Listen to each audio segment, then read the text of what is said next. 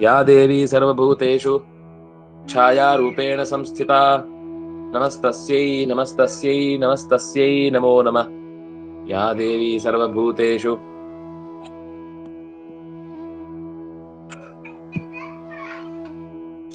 ಶಕ್ತಿರೂಪೇಣ ಸಂಸ್ಥಿತಾ ನಮಸ್ತಸ್ಯೈ ನಮಸ್ತಸ್ಯೈ ನಮಸ್ತಸ್ಯೈ ನಮೋ ನಮಃ. ಛಾಯಾರೂಪೇಣ, ಛಾಯಾ ಅನ್ನೋದು ಛಾಯಾ ತಪಂತವು, ಒಂದು ಬೆಳಕು ಅಂದ್ಮೇಲೆ ಅದರ ಜೊತೆಗೆ ನೆರಳು ಇದ್ದೇ ಇರುತ್ತೆ. ಒಂದು ಕಡೆಯಿಂದ ಬೆಳಕು ಹರಿಬೇಕು ಅಂತಾದ್ರೆ ಅದು ಇನ್ನೊಂದು ಕಡೆಯ ನೆರಳಿಗೆ ಕಾರಣವಾಗಿಯೇ ಇರುತ್ತೆ. ಹೇಗೆ ಒಂದು ಬೆಳಕು ಅಂತಿದ್ಮೇಲೆ ಅದಕ್ಕೆ ನೆರಳು ಜೊತೆಯಾಗಿ ಲೋಕದ ವ್ಯವಸ್ಥೆಯಲ್ಲಿ, ಇನ್ನು ಸೂರ್ಯನ ದೀಪದ ಬುಡದಲ್ಲೇ ಕತ್ತಲೆ ಅನ್ನುವ ಮಾತುಗಳೆಲ್ಲ ಲೋಕದಲ್ಲಿ ಒಪ್ಪುವುದು, ದೇವತೆಗಳಲ್ಲೆಲ್ಲ ಆ ರೀತಿಯಾದ ಪರಿಸ್ಥಿತಿಗಳು ಇರುವುದಿಲ್ಲ. ಆದ್ರೆ ಆ ಬೆಳಕಿಗೆ ಕಾರಣವಾದಂತಹ ಮೊಟ್ಟೆ ಕತ್ತಲೆಯಲ್ಲೇ ಇರುತ್ತೆ. ಆದ್ರಿಂದಾಗಿ ಅದು ಕೂಡ ಮನುಷ್ಯನ ಬದುಕಿನ ಅವಿಭಾಜ್ಯವಾದ ಅಂಗವಾಗಿದೆ. ಆದ್ರಿಂದ ಅವಿಭಾಜ್ಯ ಅಂಗದ ದೃಷ್ಟಿಯಿಂದ ಛಾಯಾ ಅನ್ನುವುದು ಮನುಷ್ಯನ ಬದುಕಿಗೆ ಬೇಕಿರುವಂತಹ ಅನೇಕ ರೀತಿಯ ವಿಶ್ರಾಂತಿಯನ್ನ ಕೊಡ್ಲಿಕ್ಕೆ, ಛಾಯಾ ಅಂತ ಅನ್ನೋದು ಒಂದು ರೀತಿಯ ತಾಮಸ ಶಕ್ತಿಯಾಗಿದ್ರೂ ಕೂಡ ಅದು ದೇಹಕ್ಕೆ ವಿಶ್ರಾಂತಿಯನ್ನು ಕೊಡುವುದರ ಮೂಲಕ ಬದುಕಿಗೆ ಬೆಳಕನ್ನು ಚೆಲ್ಲುತ್ತೆ. ವಿಶ್ರಾಂತಿ ಇಲ್ಲದೆ ಹೋದ್ರೆ ಬೆಳಕನ್ನು ಸ್ವೀಕರಿಸ್ಲಿಕ್ಕಾಗುದಿಲ್ಲ. ಹಾಗಾಗಿ ರೆಸ್ಟ್ ಅನ್ನ ಕೊಡಿಸ್ಬೇಕು ಅನ್ನೋದು ಕೂಡ, ಈಗ ನಿದ್ದೆ ಅಂತ ಬಂತಲ್ವಾ, ಆ ನಿದ್ದೆ ಜೊತೆಗೆ ಹೊರಗಿನಿಂದ ರಾತ್ರಿ ನಿದ್ದೆ ಮಾಡಿದ್ರೆ ಮಾತ್ರ ರೆಸ್ಟ್ ಆಗುದು ಹೊರತು ಹಗಲಿನಲ್ಲಿ ಎಷ್ಟೇ ನಿದ್ದೆ ಮಾಡಿದ್ರು ಕೂಡ ಅದು ರೆಸ್ಟ್ ಆಗುದಿಲ್ಲ. ಅದೇನು ಅಂದ್ರೆ ಒಂಥರ ತಾತ್ಕಾಲಿಕವಾದ ಉಪಶಮನ ಆಗುತ್ತೆ. ಈಗ ಹಗಲಿನ ನಿದ್ದೆ ಅನ್ನೋದು ಯಾವತ್ತೂ ಕೂಡ ರಾತ್ರಿಯ ನಿದ್ದೆಗೆ ಸಮ ಅಲ್ವೇ ಅಲ್ಲ. ಅದು ದೇಹಕ್ಕೂ ಪೂರ್ಣ ಆರೋಗ್ಯಕ್ಕೆ ಕಾರಣ ಅಲ್ಲ ಹಗಲು ನಿದ್ದೆ. ಮತ್ತೆ ರಾತ್ರಿಯ ನಿದ್ದೆಯ ನಿಜವಾದ ಏನು ದೈಹಿಕ ವಿಶ್ರಾಂತಿ ಬೇಕಿರುತ್ತೆ ಅದು ಸಿಗುವುದಿಲ್ಲ. ಅದಕ್ಕಾಗಿ ನೆರಳಿನ ರೂಪದಲ್ಲಿ ಕತ್ತಲೆಯನ್ನ ಕೊಡಿಸಿ ಪ್ರಕೃತಿಯಲ್ಲಾಗುವ ಅನೇಕ ತರದ ಬದಲಾವಣೆಗೆ ರಾತ್ರಿ ಅನ್ನೋದು ಹೇಗೆ ಕಾರಣ ಅಂತವೋ, ಅದಕ್ಕೆ ಒಂದು ಕಡೆಯಿಂದ ಮುಖ್ಯ ಅಂದ್ರೆ ಪೋಷಕ ಶಕ್ತಿ ಯಾವುದು ಅಂತಂದ್ರೆ ಅದು ಛಾಯಾ ರೂಪದಲ್ಲಿರುವಂತಹ ಶ್ರೀ ಭೂದುರ್ಗಾ ಅನ್ನುವ ದುರ್ಗೆಯ ಬ್ರಹ್ಮಚಾರಿಣಿ ರೂಪ ಅನ್ನೋದನ್ನ ಇಲ್ಲಿ ದೇವತೆಗಳು ಸ್ತೋತ್ರ ಮಾಡಿದ್ರು. ಶಕ್ತಿ ರೂಪೇಣ ಸಂಸ್ಥಿತ ತತ್ತಚ್ಛಕ್ತಿ ಪ್ರಬೋಧಯನ್ ವಿಷ್ಣುರೇವ ತತ್ರ ತತ್ರ ಸ್ಥಿತೋ ವಿಷ್ಣು. ಆಯಾ ವಸ್ತುಗಳಲ್ಲಿ ಭಗವಂತ ಆಯಾ ವಸ್ತುಗಳ ಶಕ್ತಿಯಾಗಿ ನೆಲೆಸಿ ಅದರಿಂದ ಲೋಕದ ಕಾರ್ಯಗಳನ್ನು ಮಾಡಿಸ್ತಾನೆ ಅನ್ನುವುದನ್ನ ಎಲ್ಲ ಕಡೆ ನಮಗೆ ಪುರಾಣ ಇತಿಹಾಸಗಳಲ್ಲಿ ನೋಡ್ಲಿಕ್ಕೆ ಸಿಗುವಂಥದ್ದು. ಅಂದ್ರೆ ಆ ರೀತಿ ಪುರಾಣಗಳಲ್ಲಿ ಹೇಳಿದಂತಹ ಶಕ್ತಿ ಸ್ವರೂಪಿಣಿಯಾಗಿ ಸ್ವತಃ ಲಕ್ಷ್ಮೀ ದೇವಿ ಒಂದು ರೂಪದಿಂದ ಪ್ರಕೃತಿಯಲ್ಲಿ ನೆಲೆಸಿದ್ದಾಳೆ. ಹಾಗಾಗಿ ಅವಳನ್ನ ಶಕ್ತಿ ರೂಪದಿಂದ, ಶಕ್ತಿ ಅಂತ ಅನ್ನೋದು ಮತ್ತು ಜೈವಿಕ ಶಕ್ತಿ, ದೈಹಿಕ ಶಕ್ತಿ ಮತ್ತು ಮಾನಸಿಕ ಶಕ್ತಿ, ಜೀವದಲ್ಲೇ ಇರುವಂತಹ ಒಂದು ತಾಕತ್ತಿರುತ್ತೆ. ಅದು ಪೂರ್ತಿ ಡಲ್ ಆಗ್ಬಿಟ್ರೆ ಹೊರಗಿನ ಯಾವ ಶಕ್ತಿಯೂ ಕೂಡ ಕೆಲಸ ಮಾಡಲ್ಲ. ಅದಕ್ಕೂ ಬಲ ಇದೆ, ಮಾನಸವಾಗಿಯೂ ಸಪೋರ್ಟ್ ಇದೆ ಅಂತಂದಾಗ ಅದು ಸ್ವಲ್ಪ ಕಾರ್ಯಭಾರದಲ್ಲಿ ಸಹಕಾರ ನೀಡುತ್ತೆ. ಅದರ ಜೊತೆಗೆ ದೈಹಿಕ ಶಕ್ತಿಯು ಕೂಡಿತು ಅಂತಂದಾಗ ಆಗ ಕಾರ್ಯಭಾರ ಪೂರ್ಣಗೊಳ್ಳುತ್ತೆ. ಹಾಗಾಗಿ ದೈಹಿಕ, ಮಾನಸಿಕ ಮತ್ತು ಜೈವಿಕ, ಜೀವದ ಸಂಬಂಧ, ಮನಸ್ಸಿನ ಸಂಬಂಧ ಮತ್ತು ದೇಹದ ಸಂಬಂಧದಿಂದ ಉಂಟಾದಂತಹ ಶಕ್ತಿಯ ಅಭಿವ್ಯಕ್ತಿ ಮನುಷ್ಯನಿಗೆ ಗೆಲುವನ್ನ ತಂದುಕೊಡುವುದಕ್ಕೆ ಕಾರಣವಾಗುತ್ತೆ. ಆ ಮೂರೂ ಶಕ್ತಿಯನ್ನ ಪ್ರಚೋದಿಸುವಂಥವಳು ಸ್ವತಃ ನಾರಾಯಣಿಯಾಗಿ ಲಕ್ಷ್ಮೀದೇವಿ ಇದ್ದಾಳೆ. ಆದ್ರಿಂದಾಗಿ ಅವಳನ್ನ ನಮಸ್ಕರಿಸ್ತಾ ಆ ಶಕ್ತಿಗೆ ಕೃತಜ್ಞತೆಗಳನ್ನ ಅರ್ಪಿಸ್ತಾ ಇದ್ದಾರೆ ದೇವತೆಗಳು. ಆ ಶಕ್ತಿಯ ಮತ್ತೆ ಎಚ್ಚರದ ಸ್ವರೂಪ, ನಿದ್ದೆಯ ಸ್ವರೂಪ, ಕನಸಿನ ಸ್ವರೂಪ, ಹಿಂದಿನ ಮುಂದಿನ ಈಗಿನ ಕಾಲದ ತ್ರಿಕಾಲದ ಸ್ವರೂಪ, ಅಥವಾ ಮೂರು ವೇದಗಳಲ್ಲಿ ಬಂದಂತಹ ಶಕ್ತಿಯ ಬಳಕೆ, ಇದೆಲ್ಲವನ್ನು ಕೂಡ ನಾವಲ್ಲಲ್ಲಿ ಪ್ರತಿಯೊಂದು ಪ್ರತ್ಯೇಕವಾದ ಜಾಗಗಳಲ್ಲಿ ಊಹೆಯನ್ನು ಮಾಡಿಕೊಳ್ಬಹುದಾದದ್ದು.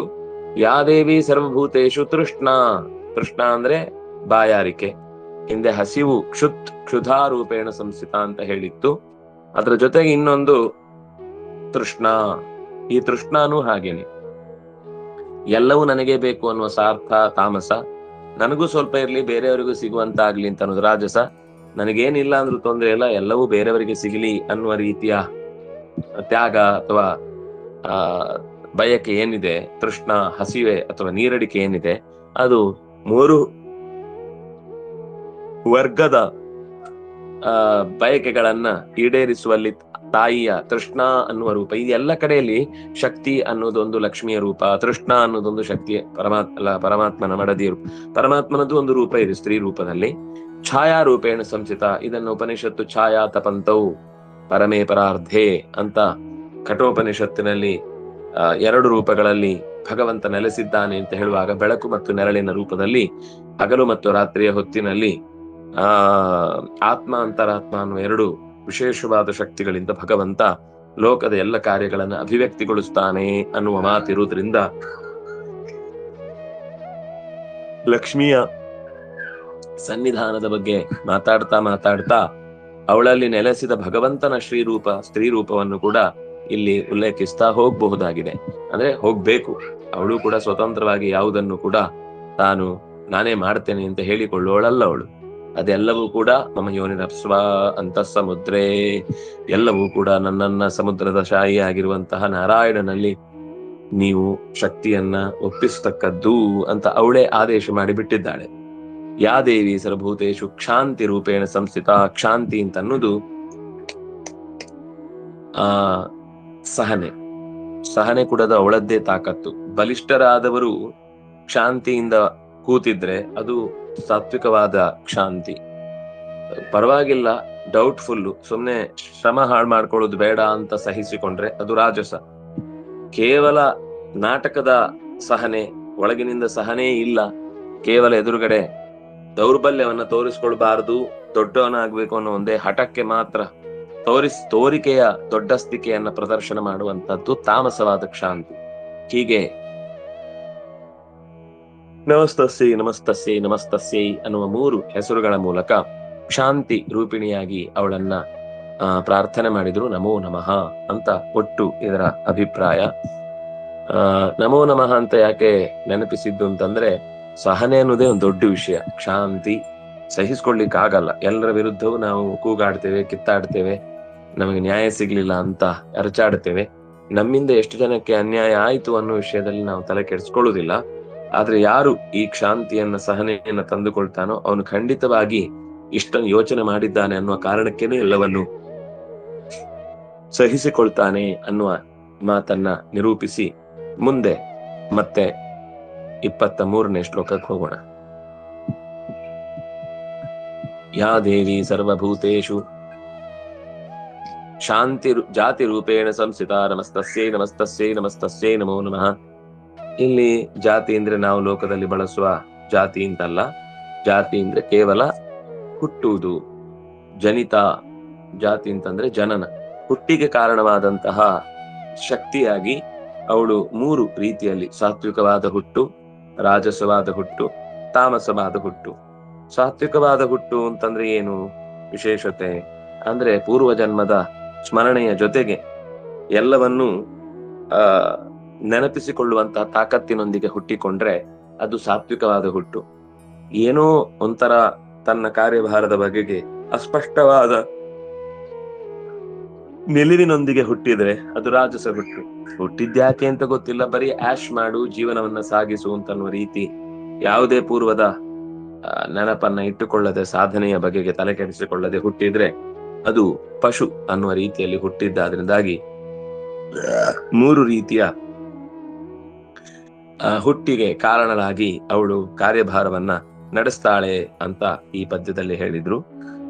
ಅದನ್ನ ಮತ್ತೆ ಯಥಾ ಪ್ರಕಾರ 3 ಕಾಲದಲ್ಲಿ, 3 ವೇದಗಳಲ್ಲಿ, 3 ಅವಸ್ಥೆಗಳಲ್ಲಿಯೂ ಕೂಡ ಅನುಸಂಧಾನ ಮಾಡಬಹುದು. ಈ ಹುಟ್ಟುವಿಕೆ ಅಂತ ಅನ್ನೋದು ಈಗ ಶುಚೀನಾಂ ಶ್ರೀಮತಾಂ ಗೇಹೆ ಯೋಗ ಭ್ರಷ್ಟೋ ಬಿಜಾಯತೆ ಅಂತ ಏನ್ ಹೇಳ್ತಾರೆ, ಅವನಿಗೆ ಪೂರ್ವ ಜನ್ಮದ ಸಂಸ್ಕಾರ ಇದ್ದು ತನ್ನ ಕಾರ್ಯಭಾರಗಳಲ್ಲಿ ಎಲ್ಲೂ ಕೂಡ ವ್ಯತ್ಯಾಸವಾಗದಂತೆ ಜೀವನವನ್ನ ಅರ್ಥಪೂರ್ಣವಾಗಿ ನಡೆಸುವುದಕ್ಕೆ ಪಡಿಸಿಕೊಳ್ಳುವಂತೆ ತನ್ನ ಹುಟ್ಟಿನ ಸ್ಥಿತಿಯನ್ನು ಅವನು ಅರ್ಥ ಮಾಡಿಕೊಳ್ತಾನೆ ಅಂತಂದ್ರೆ ಅವನು ಸಾತ್ವಿಕವಾದ ಲಕ್ಷ್ಮಿಯ ವಿಶೇಷವಾದ ಜಾತಿ ರೂಪಕ್ಕೆ ಶರಣಾಗಿದ್ದಾನೆ ಅಥವಾ ಜಾತಿ ರೂಪದಿಂದ ಅನುಗ್ರಹೀತನಾಗಿದ್ದಾನೆ ಅನ್ನೋದು ಗೊತ್ತಾಗುತ್ತೆ. ಮುಂದೆ ಯಾ ದೇವಿ ಸರ್ವಭೂತೇಶು ಲಜ್ಜಾ ರೂಪೇಣ ಸಂಸ್ಥಿತ ನಮಸ್ತಸ್ಯೈ ನಮಸ್ತಸ್ಯೈ ನಮಸ್ತಸ್ಯೈ ನಮೋ ನಮಃ. ಲಜ್ಜಾ ಅಂದ್ರೆ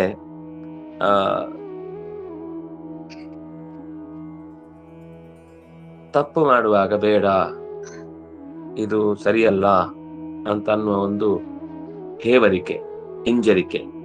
ಈ ಹಿಂಜರಿಕೆಯಿಂದ ಕೂಡಿ ಯಾವುದೇ ಒಂದು ಕಾರ್ಯವನ್ನು ಮಾಡುವಾಗ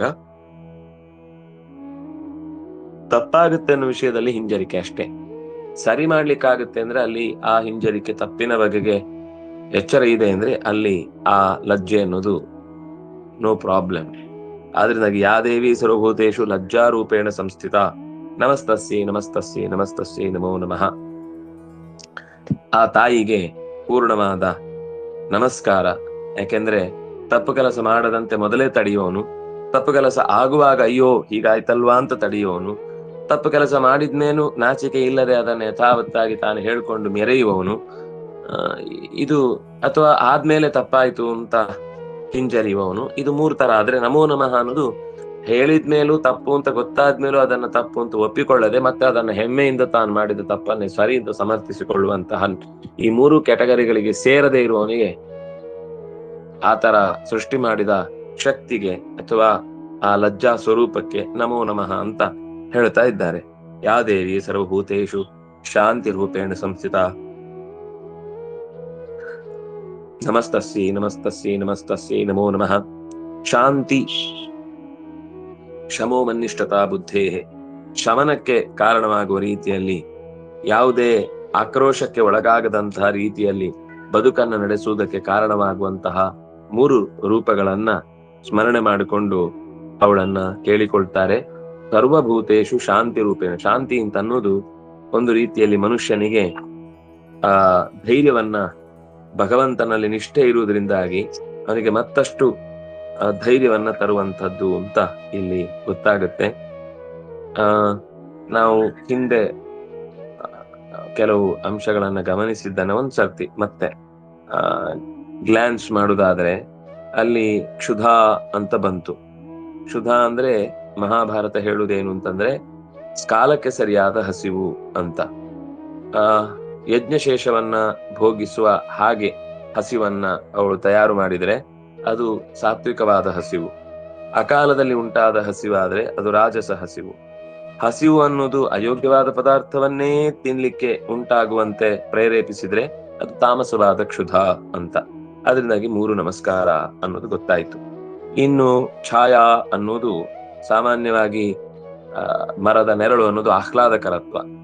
ಭಗವಂತನ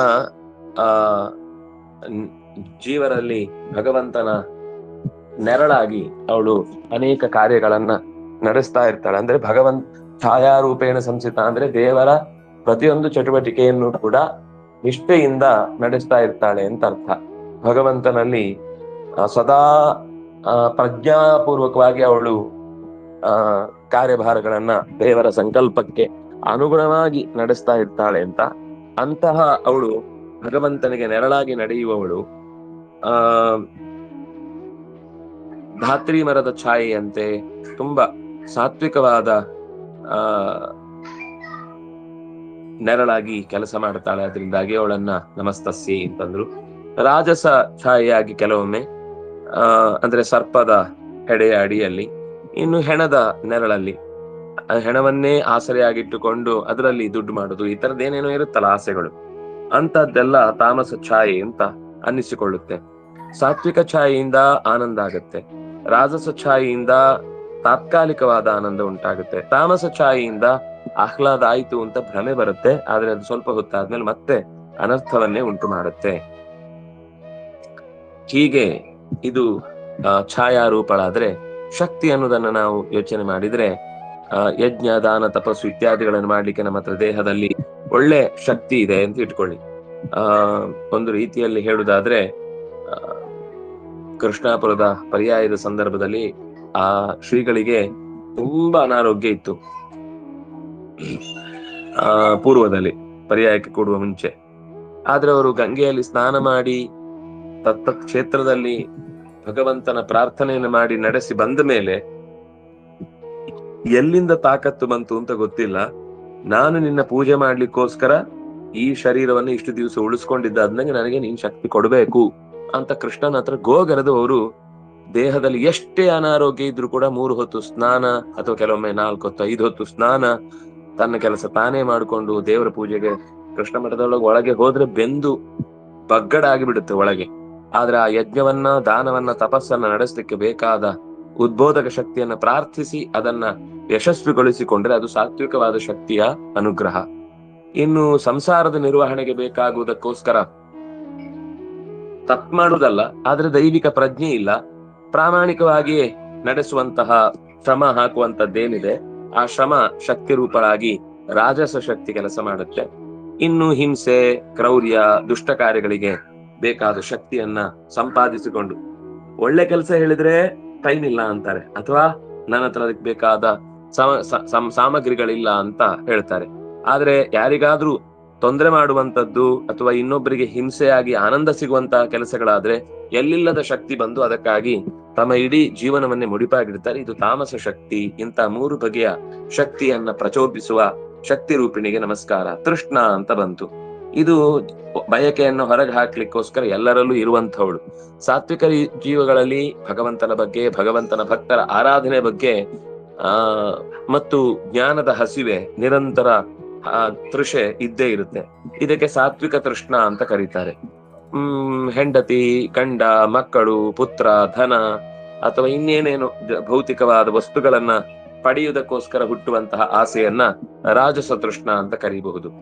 ಬೇಡವಾದ ಪದಾರ್ಥ ಯಾವುದನ್ನು ತಿನ್ನಬಾರ್ದು ಅಂಥದ್ದೇ ಮಧು, ಮಾಂಸ ಇತ್ಯಾದಿ ಕೆಟ್ಟ ಸಂಬಂಧಗಳ ಬದುಕಿನ ಲಾಭಕ್ಕಾಗಿ ಏನ್ ಬೇಕಾದ್ರೂ ಎಂಥವರ ಜೊತೆಗೂ ಅನೈತಿಕವಾಗಿ ವ್ಯಾಪಾರವನ್ನ ಮಾಡುವಂತಹ ಸ್ವರೂಪದ ಆಸೆಗಳಿದ್ರೆ ಅದನ್ನ ತಾಮಸ ತೃಷ್ಣ ಅಂತ ಕರೆದ್ರು. ನಾವೀಗ ಮತ್ತೆ ನೋಡಿದ್ದು ಕ್ಷಾಂತಿ. ಕ್ಷಾಂತಿ ಅಂದ್ರೆ ಕೋಪ ಹುಟ್ಟದಂತೆ ಸಹಿಸಿಕೊಳ್ಳುವುದು.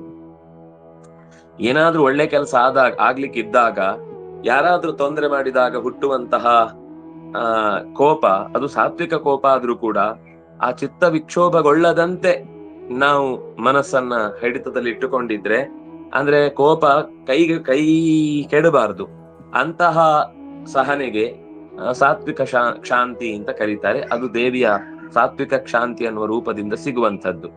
ಇನ್ನು ಆಪ್ತ ಮಿತ್ರರು ಇತ್ಯಾದಿಗಳಲ್ಲಿ ಮಾತ್ರ ಕೋಪ ಮಾಡ್ಕೊಳ್ಳುವುದಿಲ್ಲ, ಬೇರೆಯವ್ರ ಹತ್ರ ಎಲ್ಲ ಸಾರಿ ಕೋಪ ಮಾಡ್ಕೊಳ್ತಾನೆ. ಇಂತಹ ತನ್ನವರಲ್ಲಿ ಮಾತ್ರ ಸಹನೆಯಿಂದ ಇರುವಂತಹ ರೂಪಕ್ಕೆ ರಾಜಸ ಕ್ಷಾಂತಿ ಅಂತ ಹೇಳ್ತಾರೆ. ಇನ್ನು ಆಪ್ತರೊಡನೆ ಕೋಪ ಮಾಡ್ಕೊಳ್ತಾನೆ, ಒಳ್ಳೆದನ್ನ ಬುದ್ಧಿವಾದ ಹೇಳೋರ ಜೊತೆಗೆ, ಕೆಟ್ಟದಾಗ ಕೋಪ ಮಾಡ್ಕೊಳ್ತಾನೆ. ಆದ್ರೆ ಎಲ್ಲಿ ಲಾಭ ಇದೆಯೋ ಅಲ್ಲಿ ಯಾವತ್ತು ಕೋಪ ಮಾಡ್ಕೊಳ್ಳೋದಿಲ್ಲ. ಅವನು ಎಂತ ದುಷ್ಟ ದುರುಳ ದುರ್ಮಾರ್ಗ ಆಗಿದ್ರು ಕೂಡ ಅಲ್ಲಿ ಸಹಿಸಿಕೊಳ್ತಾನೆ. ಇಂತಹ ಕ್ಷಾಂತಿಯನ್ನ ತಾಮಸ ಕ್ಷಾಂತಿ ಅಂತ ಕರೆಯುವುದಾಗುತ್ತೆ. ಮುಂದಿನದ್ದು ಸ್ವಭಾವ. ಜಾತಿ ಅಂದ್ರೆ ಇನ್ನೊಂದು ಅರ್ಥ ಸ್ವಭಾವ ಅಂತ. ಮತ್ವಾ ಜಾತಿ ಸಂಸಾರಾನ್ ತಾನ್ ವ್ಯವಜದಚ್ಯುತ, ಭಾಗವತದಲ್ಲಿ ಬಂದಂತಹ ಒಂದು ಮಾತು. ಅಂದ್ರೆ ಶಮ, ದಮ, ದಾನ ಇತ್ಯಾದಿ ಸಾತ್ವಿಕ ಸ್ವಭಾವನ ಅಭಿವ್ಯಕ್ತಿಗೊಳಿಸುವುದಕ್ಕೆ ಲಕ್ಷ್ಮಿಯ ಸಾತ್ವಿಕ ಜಾತಿ ರೂಪ ಸಹಾಯ ಮಾಡಿದ್ರೆ, ಆಸೆ, ಸ್ನೇಹ, ಕ್ರೋಧ ಇತ್ಯಾದಿಗಳನ್ನ ಅಭಿವ್ಯಕ್ತಗೊಳಿಸ್ಲಿಕ್ಕಿರುವಂತಹ ಸ್ವಭಾವವನ್ನ ರಾಜಸ ಜಾತಿ ರೂಪದಿಂದ ಲಕ್ಷ್ಮಿ ನಿರ್ವಹಿಸ್ತಾಳೆ. ಕ್ರೌರ್ಯ, ಹಿಂಸೆ, ಸುಳ್ಳು ಇತ್ಯಾದಿ ತಾಮಸ ಸ್ವಭಾವನ ಅಭಿವ್ಯಕ್ತಿಗೊಳಿಸ್ಲಿಕ್ಕೆ ತಾಮಸ ಜೀವರಲ್ಲಿ ಇದ್ದು ಕೆಲಸ ಮಾಡುವ ದೇವಿಯ ತಾಮಸವಾದ ಜಾತಿ ರೂಪ ಅನ್ನೋದು ಅಲ್ಲಿ ಕೆಲಸ ಮಾಡುತ್ತೆ. ಹೀಗೆ 3 ವಿಧವಾದ, 3 ಜಾತಿಯ, 3 ಹುಟ್ಟಿನ, 3 ಸ್ವಭಾವದ ಜೀವ ಬೆಳವಣಿಗೆಗೆ ಬೇಕಿರುವಂತಹ ಪ್ರಯೋಗವನ್ನ ಅವಳು ಅಲ್ಲಲ್ಲಿ ಪ್ರಚೋದಿಸ್ತಾ ಹೋಗ್ತಾಳೆ ಹೊರತು, ಅಲ್ಲಿ ಇದ್ದದನ್ನ ಪ್ರಚೋದಿಸ್ತಾಳೆ ಹೊರತು ಹೊಸದನ್ನ ಪ್ರಚೋದಿಸ್ಲಿಕ್ಕೆ ಅವಳು ಏನು ಹೋಗಲ್ಲ. ಲಜ್ಜಾ ಅನ್ನೋದು ಕೆಟ್ಟ ಕೆಲಸಕ್ಕೆ ಹಿಂಸರಿಯುವುದು ಅನ್ನೋದು ಒಂದರ್ಥ. ಆದ್ರೆ ದೃಷ್ಟ್ವಾ ತಸ್ಯಾಂ ಮನಶ್ಚಕ್ರೆ ವಿಲಜ್ಜಂತ್ಯಾಂ ಭವ ಕಿಲ ಅನ್ನುವ ಮಾತಿನ ಹಿನ್ನೆಲೆಯಲ್ಲಿ ಪಾಪಕರ್ಮ ಮಾಡುವಾಗ ಬೇಡ ಅಂತ ಅನಿಸಿದ್ರೆ ಅದು ಸಾತ್ವಿಕ ಲಜ್ಜಾ. ಧಾರ್ಮಿಕ ಕೆಲಸದಲ್ಲಿ ತೊಡಗುವುದಕ್ಕೆ ಬೇಡ ಅಂತ ಅನಿಸಿದ್ರೆ ಅದು ರಾಜಸ ಲಜ್ಜಾ. ಭಗವಂತನ ಅಸ್ತಿತ್ವವನ್ನೇ ಒಪ್ಪಿಕೊಳ್ಳಿಕ್ಕೆ ಅಡ್ಡಿ ಬರುವಂತೆ, ದೇವರ ನಾಮಸ್ಮರಣೆ ಮಾಡ್ಲಿಕ್ಕೇನೆ ಹಿಂಸೆ ಪಡುವಂತೆ ಒಂದು ನಾಚಿಕೆ ಉಂಟಾಗುವಂತದ್ದೇನಿದೆ ಅದು ತಾಮಸ ಲಜ್ಜಾ. ಹೀಗೆ 3 ಸ್ವರೂಪದಲ್ಲಿ ನಮಸ್ತಸ್ಯೈ ನಮಸ್ತಸ್ಯೈ ನಮಸ್ತಸ್ಯೈ ನಮೋ ನಮಃ ಅನ್ನುವ ಮಾತಿನ ವಿವರಣೆ ಬಂತು. ಅದರ ಮುಂದಿನದ್ದು ಶಾಂತಿ. ಶಾಂತಿ ರೂಪ ಅಂತ ಅನ್ನೋದು ಮತ್ತೆ ಭಗವನ್ನಿಷ್ಠೆ, ನೆಮ್ಮದಿ, ಮಂಗಳ, ಬೆಳವಣಿಗೆ, ಸುಖದ ಬೆಳವಣಿಗೆ, ಹೀಗೆ ಬೇರೆ ಬೇರೆ ಅರ್ಥಗಳಲ್ಲಿ ಅದನ್ನ ಶಾಂತಿಸ್ತು ಭಗವನ್ನಿಷ್ಠ ಅಂತ ಆಚಾರ್ಯರು ಹೇಳಿದ್ದಾರೆ. ಭಾಗವತದಲ್ಲೂ ಶಮೋ ಮನ್ನಿಷ್ಠತಾ ಬುದ್ಧೇಹೇ ಶಾಂತಿ ನಾಮ ಸುಖೋನ್ನತಿ, ಶಾಂತಿ ಪ್ರಶಮ ಮಂಗಲೇ ಅಂತೆಲ್ಲ ಬೇರೆ ಬೇರೆ ಕಡೆ ಮಾತುಗಳು ಬಂದಿವೆ. ಹೀಗೆ ಭಗವಂತನ ಆಜ್ಞೆಯಿಂದ ಪ್ರತಿಯೊಂದು ಜೀವರೊಳಗೂ ನೆಲೆಸಿ ಭಗವನ್ನಿಷ್ಠೆಯನ್ನ ಹುಟ್ಟು ಹಾಕಿ ಭಗವಂತನ ಗುಣಗಳನ್ನ ಉದ್ಬೋಧಗೊಳಿಸುವವಳು ಸಾತ್ವಿಕವಾದಂತಹ ಶಾಂತಿ ರೂಪಳಾಗಿರ್ತಾಳೆ. ಸಾತ್ವಿಕ ಜೀವರಲ್ಲಿ ಭಗವದ್ಭಕ್ತಿ, ಜ್ಞಾನ, ವೈರಾಗ್ಯ, ನಿಷ್ಠೆ, ಸಾತ್ವಿಕವಾದ ನೆಮ್ಮದಿ, ಮಂಗಳ, ಬೆಳವಣಿಗೆ, ಅದು ಸುಖವಾದ ಸಾತ್ವಿಕವಾದ ರೀತಿಯ ಬೆಳವಣಿಗೆ, ಇದನ್ನ ಹುಟ್ಟಿಸಿದ್ರೆ ಇದಕ್ಕೆ ಸಾತ್ವಿಕ ಶಾಂತಿ ರೂಪಳಾಗಿ ಲಕ್ಷ್ಮಿ ಪ್ರಚೋದಕಳಾಗಿರ್ತಾಳೆ.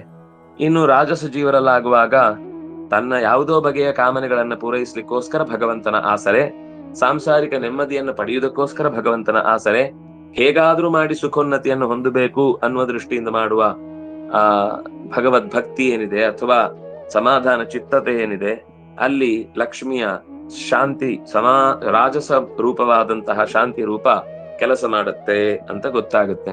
ಯಾ ದೇವಿ ಸರ್ವಭೂತೇಷು ಶ್ರದ್ಧಾ ರೂಪೇಣ ಸಂಸ್ಥಿತ. ಹಿಂದೆ ಶಾಂತಿಯಲ್ಲಿ ಭಗವದ್ವೇಷದಲ್ಲಿ ಅತ್ಯಂತ ನಿಷ್ಠೆ. ಯಾರೇ ಒಳ್ಳೆ ಕೆಲಸ ಮಾಡ್ತಾರೆ ಅಂದ್ರೆ ಅವರನ್ನು ಬೈಯುವುದು, ಯಾರೇ ಸಜ್ಜನರನ್ನು ನೋಡಿದ್ರು ಅವರಲ್ಲಿ ಸಜ್ಜನಿಕೆಯನ್ನು ಗುರುತಿಸುವ ಕಣ್ಣೇ ಇಲ್ಲದಂತೆ ಕುರುಡರಂತೆ ವರ್ತಿಸಿ ಅವರಿಂದಾದ ಒಳ್ಳೆಯ ಅಂಶಗಳನ್ನೆಲ್ಲ ತಗೊಂಡು ಕೂಡ ಅವ್ರು ನಮಗ್ ಒಳ್ಳೇದ್ ಮಾಡಿಲ್ಲ ಅಂತ ಅವ್ರ ಬಗ್ಗೆ ಕುಹಕದ, ದ್ವೇಷದ, ವಿಷಕಾರುವ ಮಾತುಗಳನ್ನೇ ಆಡುವಂಥದ್ದು ಮತ್ತು ಅವರ ವಿರುದ್ಧ ನಿಂತು ಅದನ್ನ ಕೆಡಿಸುವಂತಹ ಬುದ್ಧಿ ಏನಿದೆ, ತನ್ನ ಬೆಳವಣಿಗೆಗೋಸ್ಕರ ಉನ್ನತಿಯನ್ನ, ಆತ್ಮ ಸುಖವನ್ನ ಬಳಸಿ ಬೆಳೆಯುವಂತದ್ದೇನಿದೆ, ಇದು ತಾಮಸ ಶಾಂತಿ ಅಂತ ಅನ್ನಿಸುತ್ತೆ. ಈ ಮೂವರ ಪ್ರಯೋಗಗಳಿಗೂ ಕಾರಣೀಭೂತಳಾದ ಶಾಂತಿ ಸ್ವರೂಪಳಿಗೆ ನಮಸ್ತಸ್ಯೈ ನಮಸ್ತಸ್ಯೈ ನಮಸ್ತಸ್ಯೈ ನಮೋ ನಮಃ. ಶ್ರದ್ಧಾರೂಪ, ಶ್ರದ್ಧೆ ಅನ್ನೋದು ಹಿಂದೆ ಬಂದಿದೆ. ನಮಗೆ ಹಿಂದೆ ಭಗವದ್ಗೀತೆಯ ಪಾಠಗಳಲ್ಲಿ ಇದರ ವಿವರಣೆ ಬಂದಿದೆ. ಸಾತ್ವಿಕ ಶ್ರದ್ಧೆ, ರಾಜಸ ಶ್ರದ್ಧೆ, ತಾಮಸ ಶ್ರದ್ಧೆ ಅಂತ. ಸಾತ್ವಿಕ ಜೀವರಲ್ಲಾಗುವಾಗ ಪರಮಾತ್ಮನೇ ಸರ್ವೋತ್ತಮ, ಸದ್ವಿಷಯಗಳಲ್ಲಿ ನಂಬಿಕೆಯನ್ನು ಗಟ್ಟಿಗೊಳಿಸುವುದಕ್ಕೋಸ್ಕರ ನಾವು ಜೀವನದಲ್ಲಿ ನಮ್ಮ ವ್ರತ ಆಚರಣೆ ಅನುಷ್ಠಾನಗಳನ್ನೆಲ್ಲ ಇಟ್ಟುಕೊಂಡ್ರೆ ಅದು ಖಂಡಿತ ಸಿದ್ಧಿಸತ್ತೆ ಅಂತ ಸಾತ್ವಿಕ ಶ್ರದ್ಧಾರೂಪಳಾಗಿ ಲಕ್ಷ್ಮಿಯ ಪ್ರಯೋಗದಿಂದ ಸಾತ್ವಿಕ ಶ್ರದ್ಧೆಯನ್ನ ಹೊಂದುತ್ತಾನೆ ಒಬ್ಬ ವ್ಯಕ್ತಿ, ಸಾಧಕ. ರಾಜಸ ಜೀವರಿಗಾಗುವಾಗ ಲೌಕಿಕ ವಿದ್ಯೆಯಲ್ಲೇ ಅತ್ಯಂತ ಹೆಚ್ಚು ಆಸಕ್ತಿ ಇರುತ್ತೆ. ಸಂಸಾರದಲ್ಲಿ ಇರುವ ನಂಬಿಕೆಯನ್ನು ಹೆಚ್ಚಿಸಿಕೊಳ್ಳಿಕ್ಕೋಸ್ಕರ ಮಾತ್ರ ದೇವರನ್ನ ಆಶ್ರಯಿಸ್ತಾ ಇರ್ತಾನೆ. ಅಂತಹ ರಾಜಸ ಶ್ರದ್ಧಾರೂಪಳಾಗಿ ಲಕ್ಷ್ಮಿ ಸಾಧಕನ ಜೀವನದಲ್ಲಿದ್ದು ಅವನನ್ನ ಪ್ರಚೋದಿಸ್ತಾಳೆ. ತಾಮಸ ಜೀವರಿಗೆ ಅವರಿಗೆ ಅನೇಕ ಬೇಡವಾದ ವಿದ್ಯೆ, ಅದು ವಸ್ತುತಃ ಒಳ್ಳೆ ವಿದ್ಯೆ, ಆದ್ರೆ ಅದನ್ನ ಬಳಸುವುದರ ಉದ್ದೇಶ ಕೆಟ್ಟದಿತ್ತು. ಆದ್ರಿಂದ ಮುದ್ರೆಗಳನ್ನ ಕಲಿಯುವುದು, ತಂತ್ರಗಳನ್ನ ಕಲಿಯುವುದು, ಮಂತ್ರಗಳನ್ನ ಬಳಸುವುದು. ಆದ್ರೆ ಬಳಸುವ ಉದ್ದೇಶ ಏನಂದ್ರೆ ನಾನೆಲ್ಲರಿಗಿಂತ ದೊಡ್ಡವನು ಅಂತ ತೋರಿಸ್ಕೊಳ್ಳಿಕ್ಕೆ, ಅಥವಾ ಇನ್ನೊಬ್ಬರ ದೊಡ್ಡ ಸ್ಥಿತಿಯನ್ನ ಕೆಳಗೆ ಬೀಳಿಸ್ಲಿಕ್ಕೆ, ಅಥವಾ ನಾನು ಅವರಿಗಿಂತ ಮಿಗಿಲು ಅಂತ ತನ್ನನ್ನ ಹೆಚ್ಚುಗಾರಿಕೆಯಿಂದ ಎಲ್ಲರ ಮುಂದೆ ತನ್ನನ್ನ ಹೆಚ್ಚಿಸಿಕೊಳ್ಳಿಕ್ಕೋಸ್ಕರ ಹಿಂಸೆ, ಕ್ರೌರ್ಯ ಇತ್ಯಾದಿಗಳನ್ನೇ ಬದುಕಿನ ಪ್ರಧಾನ ನಂಬಿಕೆಯಾಗಿ ತಾಮಸ ಶ್ರದ್ಧೆಯಿಂದ ಮೂಡುವುದಕ್ಕೆ ಕಾರಣ ಆ ತಾಮಸ ಶಾಂತಿಯಾಗಿ ಅಥವಾ ತಾಮಸ ಶ್ರದ್ಧೆಯಾಗಿ ದೇವಿಯೇ ಅಲ್ಲಿ ನೆಲೆಸಿದ್ದಾಳೆ. ಹೀಗೆ 3 ವಿಧವಾದ ಜೀವರಲ್ಲಿ 3 ಬಗೆಯಿಂದ ನೆಲೆಸುವ ಲಕ್ಷ್ಮಿಯ ಶ್ರದ್ಧಾರೂಪಕ್ಕೆ ನಮಸ್ತಸ್ಯೈ ನಮಸ್ತಸ್ಯೈ ನಮಸ್ತಸ್ಯೈ ನಮೋ ನಮಃ ಅಂತಂದ್ರು. ಯಾದೇವಿ ಕಾಂತಿ ರೂಪೇಣ, ಯಾದೇವಿ ಸರ್ವಭೂತೇಷು ಕಾಂತಿ ರೂಪೇಣ ಸಂಸ್ಥಿತ. ಕಾಂತಿ ಅನ್ನೋದು ಒಂದು ದೈಹಿಕವಾದ ವರ್ಚಸ್ಸು. ಒಳ್ಳೆ ಕೆಲಸ ಮಾಡುವುದರಿಂದ ಸಹಜವಾಗಿ ಮುಖದಲ್ಲಿ ಒಂದು ಕಳೆ ಬರುತ್ತೆ. ಅದು ಸಾತ್ವಿಕವಾದ ಕಾಂತಿ ರೂಪ. ಸಾತ್ವಿಕಳಾದಂತಹ ಸಾತ್ವಿಕ ಕಾಂತಿ ಲಕ್ಷ್ಮಿ ಅಲ್ಲಿ ಅವನಲ್ಲಿ ಸಾತ್ವಿಕ ಕಾಂತಿಯಾಗಿ ನೆಲೆಸ್ತಾಳೆ. ಆದ್ರಿಂದ ಮುಖದಲ್ಲಿ ಒಂದು ಸಮಾಧಾನಕರವಾದ ತೇಜಸ್ಸಿರುತ್ತೆ, ನೆಮ್ಮದಿ ಕಾಣುತ್ತೆ. ಅವರಲ್ಲಿ ನಾವು ಶರಣಾದ್ರೆ ನಮ್ಮ ಜೀವನಕ್ಕೆ ಕ್ಷೇಮ ಇದೆ ಅನ್ನುವ ಭರವಸೆ ಬರುತ್ತೆ. ಅಲ್ಲಿ ನಮಸ್ಕರಿಸಿದಾಗ ಖಂಡಿತ ನಮಗೆ ಒಳ್ಳೇದಾಗತ್ತೆ ಅನ್ನುವ ಬೆಳಕು ಮೂಡುತ್ತೆ. ಅಂತಹ ಕಾಂತಿಯನ್ನ ಸಾತ್ವಿಕ ಕಾಂತಿ ಅನ್ನುವ ಲಕ್ಷ್ಮಿಯ ರೂಪ ಅವನಲ್ಲಿ ಅದನ್ನ ಹುಟ್ಟಿಸುತ್ತೆ. ರಾಜಸ ಅನ್ನುವಂಥದ್ದು ತಾತ್ಕಾಲಿಕವಾದದ್ದು, ನೋಡ್ಲಿಕ್ಕೆ ಆಗ ಭಾರಿ ವರ್ಚಸ್ಸು, ಭಾರಿ ಸೆಳೆತ, ಅವರನ್ನ ಅನುಸರಿಸಿಯೇ ನನ್ನ ಜೀವನದಲ್ಲಿ ಎಲ್ಲ ಏಳಿಗೆ ಆಗತ್ತೆ ಅಂತ ಭಾವಿಸಿ ಅವರನ್ನ ಬೆನ್ನಟ್ಟಿಕೊಂಡು ಹೋಗುದಿರುತ್ತೆ. ಆದ್ರೆ ವ್ಯಕ್ತಿಗತವಾದ ಅವರ ಜೀವನದಲ್ಲೇ ಅವರು ಸೋಲ್ತಿರ್ತಾರೆ. ಅದು ರಾಜಸ ಭೂತವಾದ ಲಕ್ಷ್ಮಿಯ ಕಾಂತಿ ರೂಪ ಅಲ್ಲಿ ಕೆಲಸ ಮಾಡ್ತಾ ಇರುತ್ತೆ. ಇನ್ನು ತಾಮಸ ಜೀವರಲ್ಲಿ ಅವರಿಗೆ ಸಹಜವಾದ ಕಾಂತಿ ಇಲ್ವೇ ಇಲ್ಲ. ಒಂದಿಷ್ಟು ಮೇಕಪ್ ಕಿಟ್ ಗಳನ್ನ ಬಳಸ್ಕೊಂಡು ತಮ್ಮ ಕಾಂತಿಯನ್ನು ಹೆಚ್ಚಿಸ್ಕೊಳ್ತಾರೆ, ಅಥವಾ ಎಡಿಟ್ ಮಾಡಿದ ಫೋಟೋಗಳಿಂದ ತಮ್ಮನ್ನ ಚಂದಗಾಣಿಸಿಕೊಳ್ಳೋ ಪ್ರಯತ್ನ ಮಾಡ್ತಾರೆ. ಎಂದಿಗೂ ತಾವು ಗುಣ ಒಂದಿದ್ದಾಗ ಹೊರಗಿನಿಂದ ರೂಪ ಎಷ್ಟೇ ಕೆಟ್ಟದಿದ್ರು ಮುಖದಲ್ಲಿ ಸಾತ್ವಿಕರಿಗೆ ಆ ವ್ಯಕ್ತಿಯಲ್ಲಿ ಅತ್ಯಂತ ಸಹಜವಾದ ಸೆಳೆತ ಮೂಡಿಯೇ ಮೂಡತ್ತೆ. ಆದ್ರೆ ಹೊರಗಿನ ಆ ಕಾಸ್ಮೆಟಿಕ್ ಗಳಿಂದ ಅಥವಾ ಇನ್ನೇನೋ ಶೃಂಗಾರ ಸಾಧನಗಳಿಂದ ತನ್ನ ಚೆಲುವನ್ನ ಹೆಚ್ಚಿಸಿಕೊಂಡು ಕಾಂತಿಯನ್ನ ಬಾಹ್ಯ ರೂಪವಾಗಿಯೇ ಬೆಳೆಸಿಕೊಳ್ಳುವಂತಹ ಸ್ವಭಾವದ ಮಂದಿಯಲ್ಲಿ ತಾಮಸ ಕಾಂತಿಯಾಗಿ ಅವಳು ನೆಲೆಸಿದ್ದಾಳೆ ಅನ್ನೋದು ಇಷ್ಟು ಮೂರು ರೂಪದ ದೇವಿಯ ಕಾರ್ಯಭಾರಕ್ಕೆ ನಮಸ್ತಸ್ಸೇ ನಮಸ್ತಸ್ಸೇ ನಮಸ್ತಸ್ಸೇ ನಮೋ ನಮಃ ಅಂತ ನಿರೂಪಣೆ ಮಾಡಿದ್ರು. ಇನ್ನು ಮುಂದೆ ಲಕ್ಷ್ಮೀ ರೂಪದಿಂದ, ಧೃತಿ ರೂಪದಿಂದ, ವೃತ್ತಿ ರೂಪದಿಂದ, ಸ್ಮೃತಿ ರೂಪದಿಂದ, ದಯಾರೂಪದಿಂದ ಕಾಣಿಸಿಕೊಳ್ಳುವಂತಹ ಲಕ್ಷ್ಮಿಯ ಇನ್ನಷ್ಟು ಮುಖಗಳನ್ನ ನಾವು ಈ ಮುಂದಿನ ನಾಳೆಯ ಪಾಠದಲ್ಲಿ ಅನುಸಂಧಾನ ಮಾಡೋಣ ಅಂತ ಹೇಳ್ತಾ, ಕಾಯೇನ ವಾಚಾ ಮನಸೇಂದ್ರಿಯರ್ವಾ ಬುದ್ಧ್ಯಾತ್ಮನ ವಾ ಅನುಸೃತ ಸ್ವಭಾವ ಕರೋಮಿ ಯದ್ಯತ್ ಸಕಲಂ ಪರಸ್ಮೈ ನಾರಾಯಣಾಯೇತಿ ಸಮರ್ಪಯಾಮಿ. ಶ್ರೀಕೃಷ್ಣಾರ್ಪಣಮಸ್ತು.